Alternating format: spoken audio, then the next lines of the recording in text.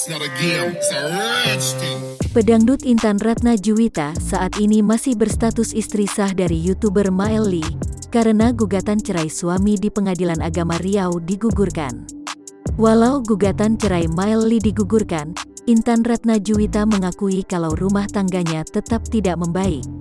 Bahkan lebih parah lagi. Pasalnya, Intan mengakui bahwa semenjak pisah rumah dengan Mael selama 5 bulan ini, ia tidak diberikan nafkah.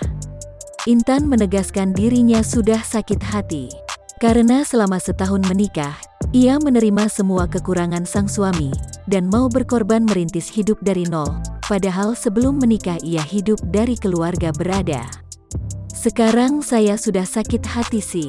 Saya mau terima kekurangan dia, tapi dia tidak mau menerima kekurangan saya.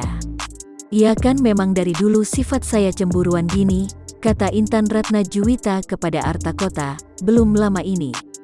Ya sekarang saya sudah ikhlas tidak mau balik lagi. Karena orang sudah tidak mau kasih nafkah, ceraikan saya, dan usir saya setiap berantem jadi untuk apa, ucapnya.